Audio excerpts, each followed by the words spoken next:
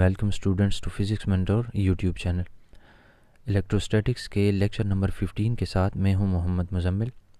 Students, theory का part ख़त्म करने के बाद आज हम एक्सरसाइज स्टार्ट करने वाले हैं और एक्सरसाइज में आज के दिन तमाम के तमाम एक्सरसाइज में मौजूद मल्टीपल चॉइस क्वेश्चंस को सॉल्व करेंगे। लेक्चर नंबर 15 से पहले लेक्चर नंबर 14 के एंड में जो सवालात मैंने आपसे 2 पूछे थे उनके करेक्ट आंसर्स आपके सामने मौजूद हैं। आप अपने सोल्यूशन के साथ मैच कर सकते हैं। तो चलें पहले क्वेश्चन की तरफ आ जाते हैं। पहले क्वेश्चन में कहता है a charge capital Q is divided into 2 parts, small q and capital Q minus small q and separated by a distance r. The force of repulsion between them will be maximum when.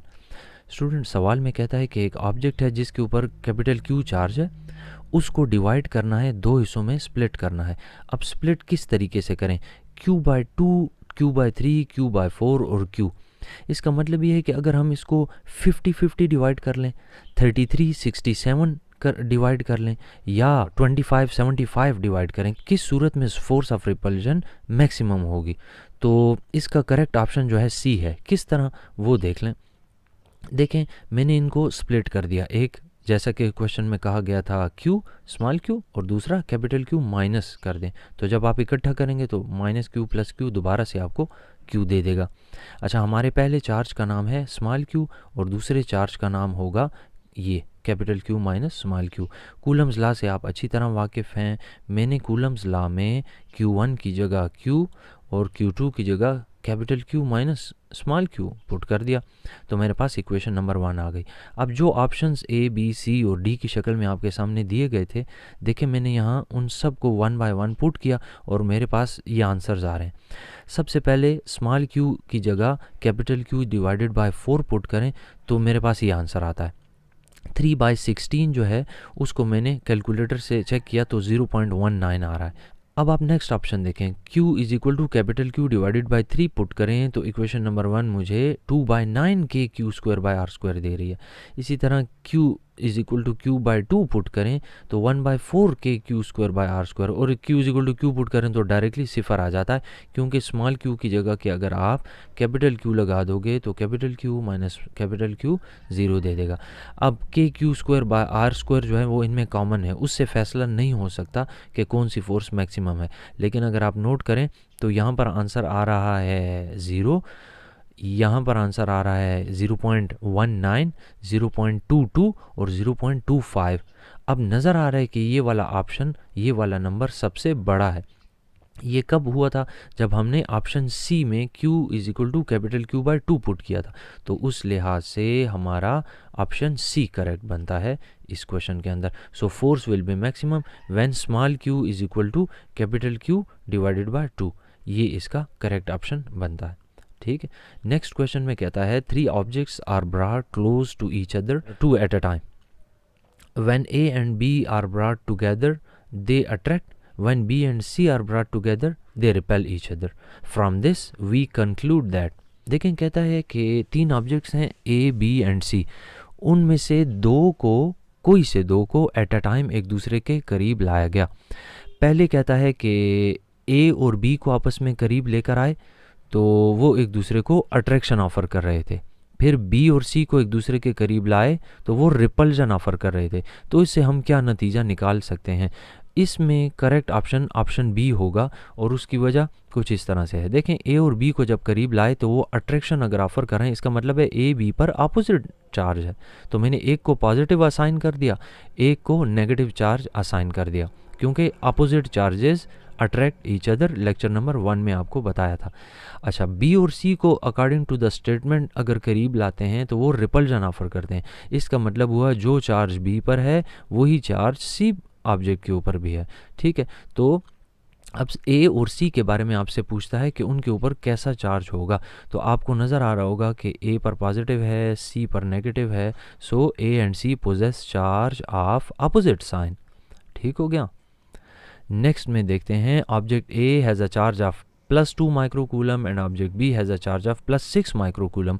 Which statement is true about the electric force on the objects? कहता है दो objects हैं, एक पर 2 microcoulomb charge है, दूसरे पर 6 microcoulomb charge है, तो इनमें से इलेक्ट्रोस्टैटिक फोर्स यानी कूलम्बिक फोर्स के बारे में कौन सी स्टेटमेंट आपको दुरुस्त लगती है? मुझे जी ऑप्शन ए दुरुस्त लगता है, FAB is equal to minus FBA। ठीक है, वो क्यों? क्योंकि आपको लेक्चर नंबर 2 में कूलम्स लॉ की वेक्टर फॉर्म सिखाई गई थी, जिसमें ये प्रूव किया गया था कि F12 is equal to minus F21, यानी कि जो फोर्स ऑब्जेक्ट 1 पर लगाता है उतनी फोर्स 2 पर लगाता है, लेकिन डायरेक्शन में वो अपोजिट होती है। ये मैथमेटिकली लेक्चर 2 में प्रूव हो चुका है, ये मैंने उसको डायग्रामेटिकली शो किया है। आप इस एरो की लेंथ को भी देख सकते हैं जो कि बराबर है, और आप इस एरो की डायरेक्शन को भी देख सकते हैं जो कि एंटी पैरेलल है।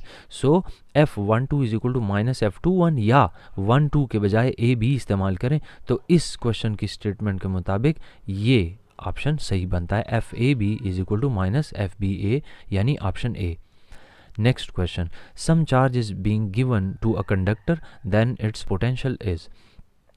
एक कंडक्टर है जिसको चार्ज Q सप्लाई किया, तो उसके पोटेंशियल के बारे में आपका क्या कहना है? ऑप्शन नंबर सी इसका करेक्ट ऑप्शन है कि पोटेंशियल जो है वो through out the conductor inside surface पर हर जगह एक जैसा ही होता है, चेंज नहीं होता।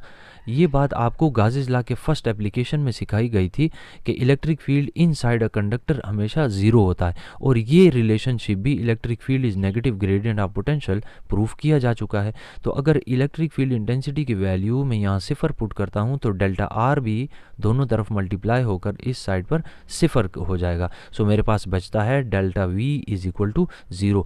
अब delta V is equal to 0 का मतलब है कि चेंज इन पोटेंशियल 0 है। इससे ये पता चलता है कि पोटेंशियल कांस्टेंट है, क्योंकि चेंज 0 है, चेंज नहीं आ रही, यानी पोटेंशियल कांस्टेंट है। कहाँ पे? इनसाइड। अब देखें, इनसाइड यानी कि सेंटर हो या सरफेस हो या सरफेस और सेंटर के दरमियान कोई भी पॉइंट हो, इन सब पॉइंट्स पर पोटेंशियल एक जैसा होता है। यही बात मैंने आपको यहाँ पर दिखाई हुई है। और आए इसको मैं ज़रा ग्राफिकली भी आपको बता देता हूँ। देखें, ये सेंटर है जिसको O से रिप्रेजेंट किया है, और ये सरफेस है जिसको R से इंडिकेट किया है, यानी टोटल डिस्टेंस O और R के दरमियान रेडियस ऑफ द स्फीयर के बराबर है। तो अब इस ग्राफ को देखें, O से लेकर R तक, O से R तक देखें तो पोटेंशियल की वैल्यू एक जैसे है। ये लाइन ना नीचे को आ रही है ना ऊपर को जा रही है, O से R के दरमियान, यानी पोटेंशियल एक जैसा रहेगा। आप O से लेकर R तक कहीं पर भी हों with in the conductor, potential एक जैसा रहेगा। और जो ही R से आगे आएंगे, यानी कि अगर आप इस स्फेरिकल ऑब्जेक्ट से दूर जाएंगे तो उस सूरत में पोटेंशियल देखें ड्रॉप होता जाता है। और ये पोटेंशियल की इक्वेशंस हैं। ये इनसाइड के लिए इक्वेशन देखें, सरफेस के लिए देखें, ये दोनों एक जैसी हैं, क्योंकि पोटेंशियल इनसाइड और पोटेंशियल एट सरफेस एक जैसा होता है। और आउटसाइड जो है फिर वो डिक्रीज़ होना शुरू हो जाता है। ज़ाहिर है आप उस चार्जड बॉडी से दूर जा रहे होते हैं तो वो डिक्रीज़ होता है। तो इसका करेक्ट ऑप्शन जो है वो रहेगा ऑप्शन सी। अच्छा, नेक्स्ट क्वेश्चन में कहता है which of the following is not unit of electric field intensity. Students, ये वो क्वेश्चन है जो कि बुक में गलत लिखा गया है। अगर आप नोट करें टेक्स्ट बुक में तो कैपिटल वी है वोल्ट के लिए, इसी तरह कूलम का सी कैपिटल है जो कि हम फर्स्ट ईयर में जान चुके हैं कि नहीं हो सकता। इसी तरह जाउल्स और कूलम्स में प्रॉपर सिम्बल्स नहीं डाले गए। अच्छा, लेकिन अगर मैं इनको इग्नोर कर दूं या करेक्ट भी कर दूं तो उस सूरत में 3 ऑप्शन सही बनते हैं, जबकि ये वाला गलत बनता है। तो मैंने इस क्वेश्चन के अंदर थोड़ी सी मॉडिफिकेशन की है। ये जो लफ्ज़ नॉट है ये मैंने ऐड किया, और इसी तरह वोल्ट का वी छोटा कर दिया, न्यूटन का एन, कूलम का सी, जाउल्स का जे मैंने स्मॉल कर दिया। तो ये तमाम प्रॉपर यूनिट्स में आ चुके हैं। अब ये ए, बी और सी तीनों इलेक्ट्रिक फील्ड इंटेंसिटी की यूनिट्स हैं, सिवाय आखिरी वाले के ये बिल्कुल भी नहीं है। सो मेरे नज़दीक थोड़ी सी मॉडिफिकेशन करने पर करेक्ट ऑप्शन ये बनता है, ये इसका सबसे सूटेबल आंसर है। बाय द वे, ये मैं ऑलरेडी मेंशन कर चुका कि बुक में इस वक्त करेक्शन दरकार है। अगर बुक का कोई सवाल पेपर में आ जाता है तो उसको सॉल्व करने का कोई तरीका नहीं एक्सेप्ट कि इस क्वेश्चन के अंदर थोड़ी सी मॉडिफिकेशन करें। अच्छा, कम तरीन मॉडिफिकेशन जो मैं कर सकता था वो ये लफ्ज़ नॉट लगाने पर सब कुछ ठीक हो जाता है ऑटोमेटिकली। ये क्वेश्चन आपके सामने है। अब किस तरह हो सकता है उसका सोल्यूशन देख लें। इलेक्ट्रिक फील्ड इंटेंसिटी का एक formula, force per unit charge आप पढ़ चुके हैं। फोर्स की यूनिट न्यूटन, चार्ज की यूनिट कूलम, तो न्यूटन पर कूलम इसकी यूनिट बनती है। इसी तरह electric field is negative gradient of potential आप पढ़ चुके हैं, प्रूव कर चुके हैं। पोटेंशियल डिफरेंस की यूनिट वोल्ट और डिस्टेंस की यूनिट मीटर, तो ये भी इलेक्ट्रिक फील्ड इंटेंसिटी की एक यूनिट है। अच्छा, अब वोल्ट जो है वो आप जानते हैं कि पोटेंशियल डिफरेंस है, और पोटेंशियल डिफरेंस बराबर होता है work done per unit charge. तो अगर मैं वर्क डन की जगह जाउल और चार्ज की जगह कूलम लगा दूं इस जगह पे, तो वोल्ट की जगह जाउल पर कूलम लगाने पर मेरे पास ये ऑप्शन आता है। इस लिहाज से वोल्ट पर मीटर भी ठीक है, न्यूटन पर कूलम भी ठीक है, जाउल पर कूलम पर मीटर भी करेक्ट है। सिर्फ ये वाला ऑप्शन जो है वो किसी सूरत नहीं आता। ऑप्शन डी इसका करेक्ट ऑप्शन तस्वर होगा। यहाँ पर आप करेक्शन कर लें बुक में, उम्मीद है कि आपको समझ आई होगी। क्वेश्चन नंबर 6 में कहता है, a proton is about 1840 times heavier than an electron. एक प्रोटॉन जो है 1840 गुना इलेक्ट्रॉन से भारी होता है। When it is accelerated by a potential difference of 1000 volt यानी 1 kilo volt, its kinetic energy will B.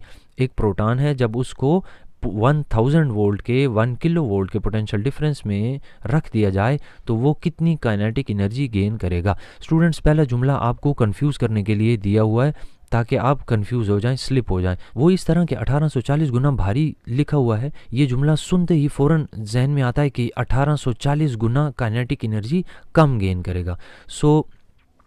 इसका करेक्ट ऑप्शन जो है वो ऑप्शन सी बनता है, 1 किलो इलेक्ट्रॉन वोल्ट। किस तरह, उसके लिए आपको ये इक्वेशन याद करनी पड़ेगी जो आपको ऑलरेडी पढ़ाई जा चुकी है। Kinetic energy is equal to charge times the average potential difference.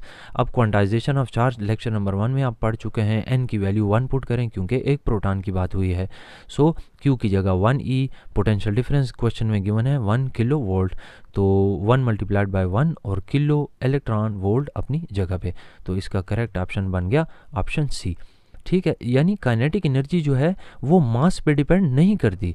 ये कोई मैकेनिक्स नहीं है जिसमें हाफ mv² के कॉन्टेक्स्ट में आप सोचेंगे तो काइनेटिक एनर्जी मास पर डिपेंड कर रही होगी। और अगर कोई वो सोच रहा होगा तो उसका जवाब फिर क्या आना चाहिए, 1 divided by 1840 kilo electron volt, और वो ऑप्शन यहाँ पर देखें मौजूद भी है। अगर कोई स्लिप होना चाहे इस जुमले को पढ़ के तो इमीडिएटली वो गलती से ऑप्शन बी सिलेक्ट करेगा, जो कि आपने बिल्कुल भी नहीं करना। इलेक्ट्रोस्टैटिक्स में kinetic energy magnitude of the charge पे डिपेंड करती है और पोटेंशियल डिफरेंस पे डिपेंड करती है। नेक्स्ट क्वेश्चन देख लो। क्वेश्चन नंबर 7 में कहता है, electric field at a distance of 20 centimetre from 2 microcoulomb charge is. ये भी स्टूडेंट्स उन क्वेश्चंस में से है कि जिनमें करेक्ट ऑप्शन आपके पास अवेलेबल नहीं है। मैंने ऑप्शन ए को करेक्ट करके खुद और उसको सही लिखा, यानी अगर अवेलेबल बुक के ऑप्शन देखें तो एक भी सही नहीं बनता, और ऐसा हो ही नहीं सकता कि अवेलेबल 4 ऑप्शंस में से 4 के 4 गलत हों, आप उस वक्त कोई भी ऑप्शन सेलेक्ट नहीं करेंगे। इसका ऑप्शन नंबर फर्स्ट को मैंने मॉडिफाई करके 4.5 × 10⁵ न्यूटन लिखा और उसी को करेक्ट कर लिया। कैसे, वो इस तरह के इलेक्ट्रिक फील्ड इंटेंसिटी का फार्मूला आप ये पढ़ चुके हैं, KQ डिवाइडेड बाय R²। अब यहाँ पर K की वैल्यू, कूलम्स कांस्टेंट की वैल्यू आपको ज़बानी पता होनी चाहिए। Q और R की वैल्यू उसने दी हुई हैं, वो मैंने यहाँ पुट की। सोल्यूशन आप निकालें तो 4.5 × 10⁵ और यूनिट बनती है न्यूटन पर कूलम। तो आपको फिज़िक्स के मुताबिक अपने आंसर को वेरीफाई करना होगा, ना कि बुक के मुताबिक। इस क्वेश्चन के अंदर भी बुक में करेक्शन दरकार है, जो कि आप कर लेंगे। अच्छा, नेक्स्ट क्वेश्चन में कहता है कि an electric charge Q is placed at the centre of a cube of side A। एक क्यूब है जिसकी एक साइड की लंबाई A है, तो चूंकि वो क्यूब है, क्यूब का मतलब होता है तमाम साइडें एक जैसी होंगी, तो उसकी तीन साइडों की लंबाई A बनती है। कहता है कि the electric flux through it's one side will be. इस क्यूब की एक फेस, एक साइड में से जो फ्लक्स होगा वो कितना होगा।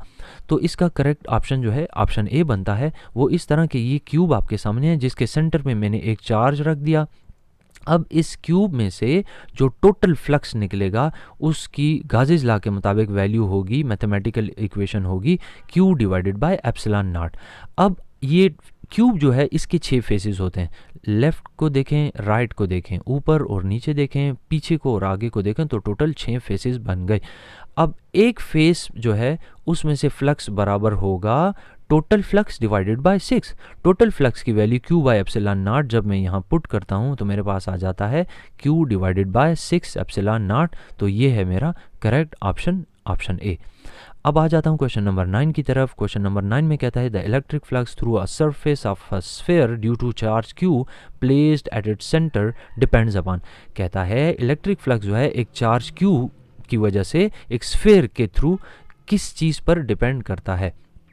radius of the sphere, the quantity of charge outside the sphere, the surface area of the sphere, the quantity of charge inside the sphere। तो इसका करेक्ट ऑप्शन बनता है ऑप्शन डी, लास्ट ऑप्शन। वो इसलिए कि रेडियस छोटा हो या बड़ा इस पर इलेक्ट्रिक फ्लक्स डिपेंड बिल्कुल भी नहीं करता। Quantity of charge outside the sphere से तो हमारा कोई लेना देना ही नहीं, क्योंकि जो आउटसाइड द स्फीयर है उसकी वजह से तो फ्लक्स नहीं बनता। इसी तरह सरफेस एरिया जो है कम हो या ज़्यादा हो इस पर भी डिपेंड नहीं करता। मैं इस बात को बड़ी आसानी से आपको इस पिक्चर के ज़रिए सिखा सकता हूँ कि देखें यहाँ पर ज्योमेट्रिकल शेप्स भी आपको नज़र आ रही हैं और इर्रेगुलर शेप्स भी आपको नज़र आ रही हैं।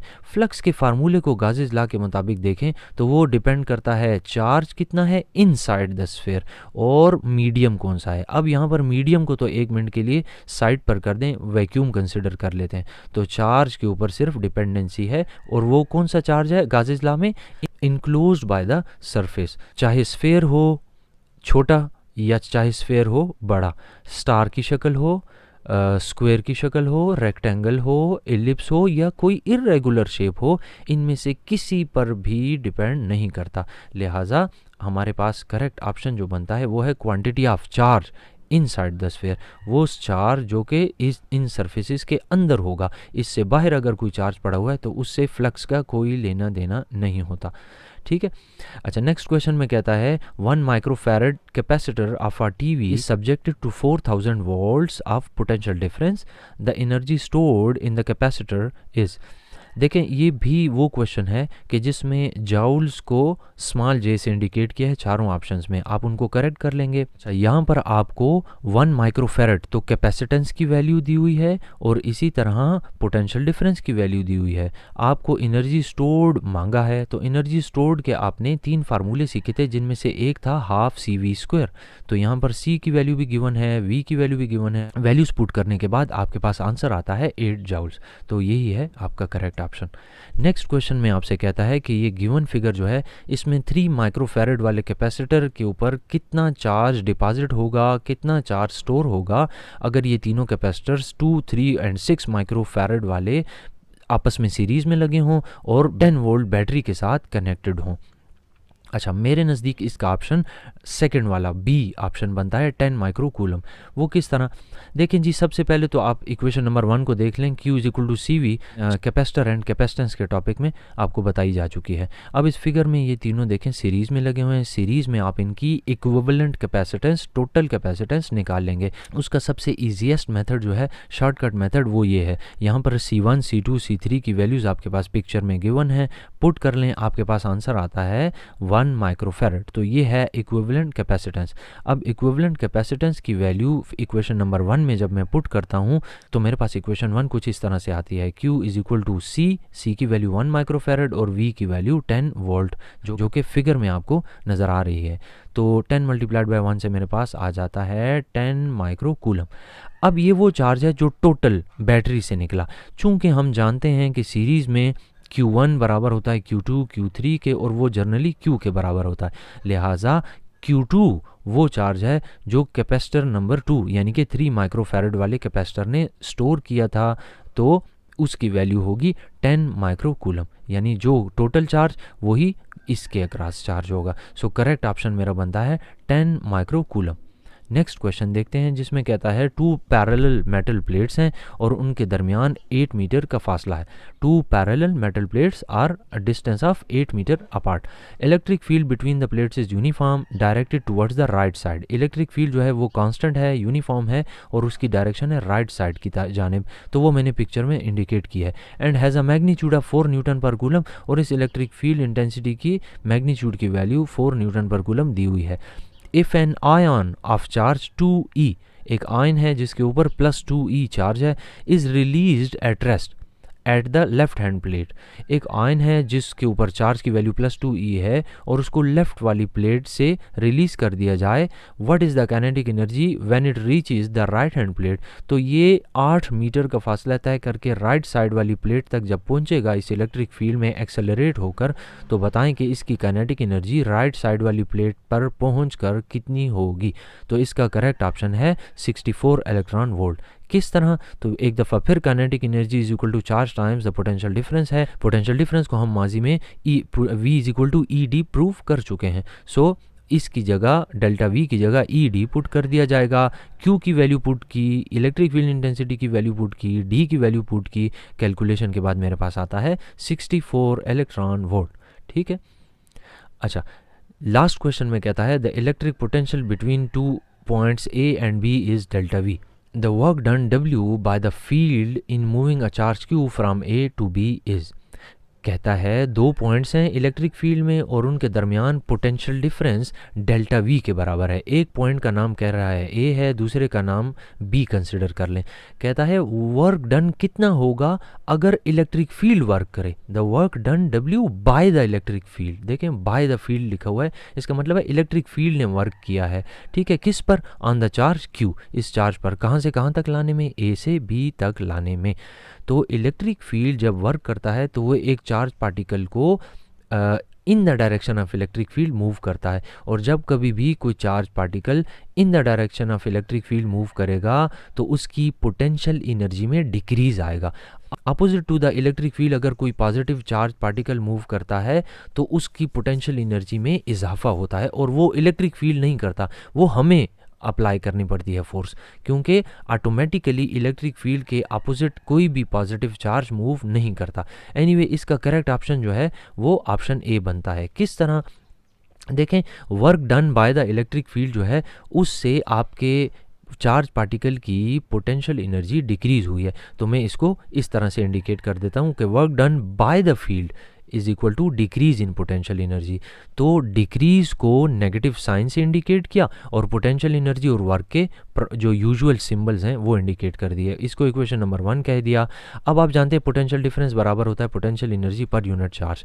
चार्ज को डिवाइड करके दूसरी साइड पर ले जाए तो यही इक्वेशन कुछ इस तरह से बन जाती है। पोटेंशियल एनर्जी की value charge times the potential difference उठा के इक्वेशन 1 में पुट करें तो work done is equal to -Q delta V बनता है। ठीक है, तो इसका करेक्ट ऑप्शन जो है ऑप्शन ए होगा।